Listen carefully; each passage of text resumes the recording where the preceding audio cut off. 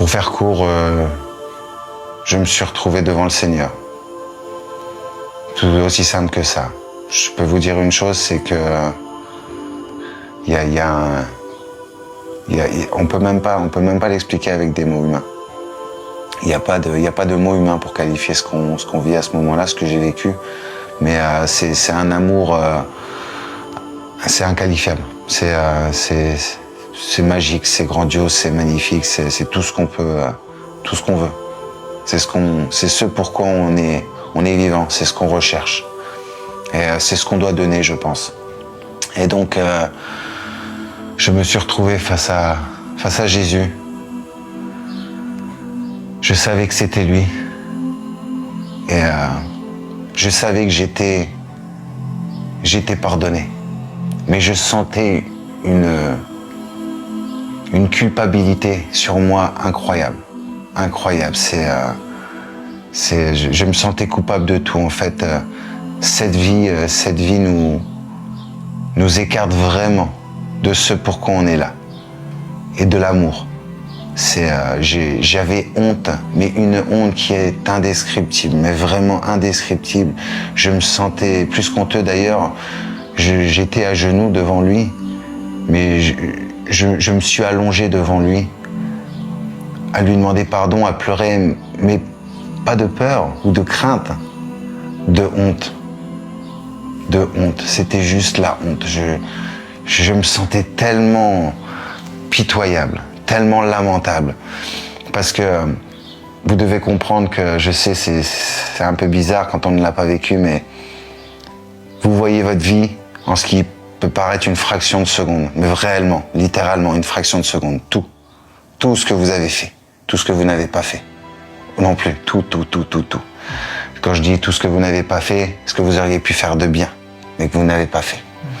Et donc, vous pouvez pas imaginer le sentiment de honte que vous avez. C'est incroyable, parce que lui, il vous aime, il ne fait que vous aimer, c'est tout. Il y a rien d'autre.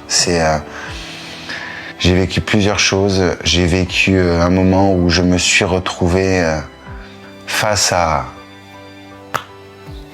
je ne pourrais pas dire 100 000, 1 million, 10 millions de personnes en face de moi.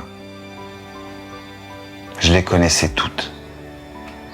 Je ne faisais qu'un avec toutes elles. Toutes.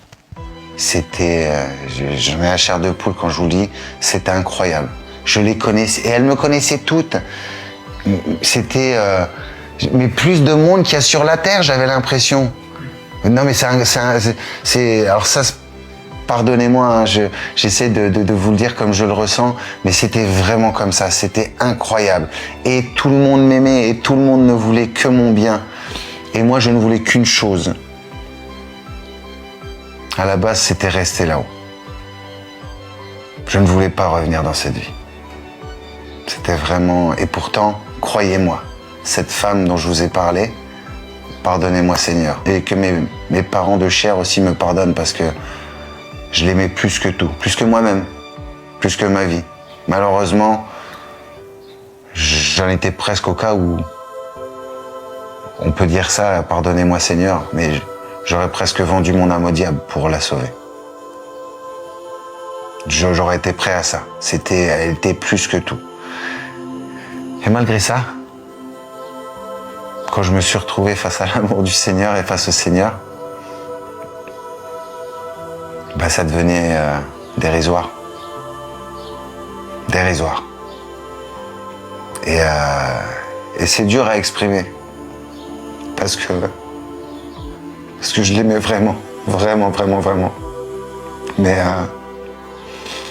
le Seigneur, l'amour du Seigneur, il y a rien de comparable. Et le Seigneur m'a même montré ma vie. Il m'a montré ce que je vivrais.